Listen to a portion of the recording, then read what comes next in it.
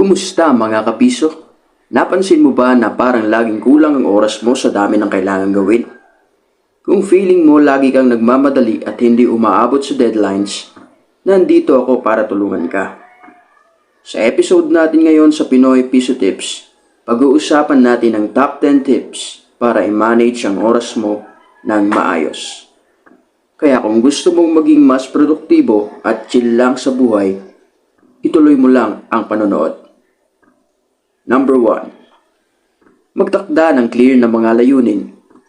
Simulan mo ang araw mo sa paggawa ng listahan ng mga kailangan mong tapusin.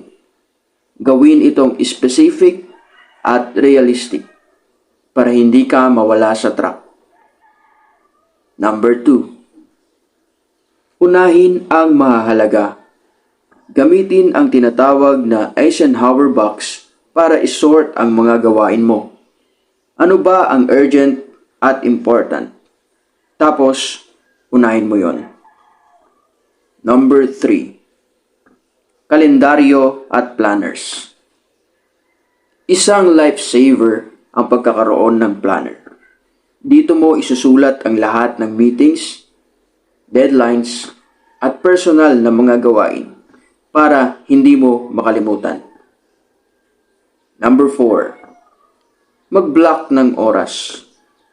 Hatiin ang araw mo sa chunks at magtakda ng specific na oras para sa bawat tipo ng gawain.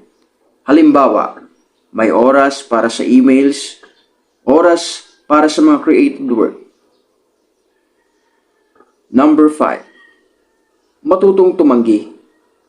Minsan, kailangan mong sabihin ang hindi para hindi ka ma-overwhelm. Alamin kung alin sa mga yan ang hindi talaga kailangan sa ngayon. Para sa ating ika-6 na tip, regular na breaks. Mahalaga ang magpahinga. Subukan mo ang Pomodoro Technique. Magtrabaho ka ng 25 minutes, tapos break ka ng 5 minutes. Makakatulong ito para hindi ka ma-burnout. For our number 7.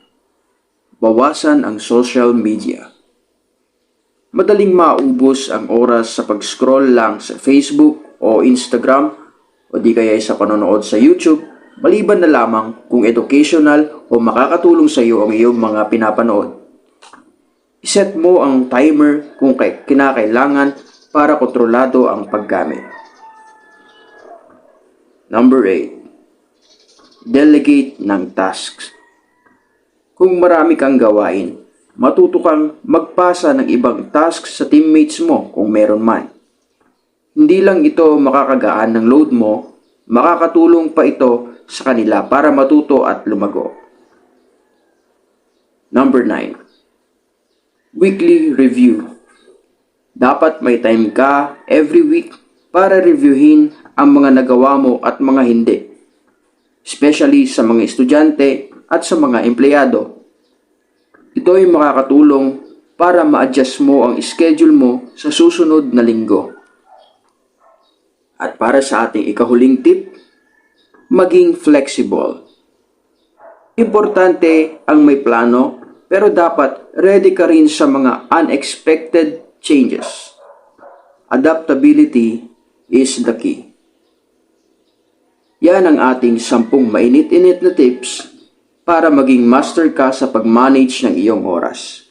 Mga kapiso, sana ay makatulong itong mga tips para mas maging produktibo ka at menos ang stress sa araw-araw mo. Huwag mo kalimutang mag-like at mag-subscribe dito sa Pinoy Piso Tips para sa iba pang mga pampaswerteng tips at tricks. Salamat sa panonood at hanggang sa muli mga kapiso, manage your time wisely at palaging mag-enjoy.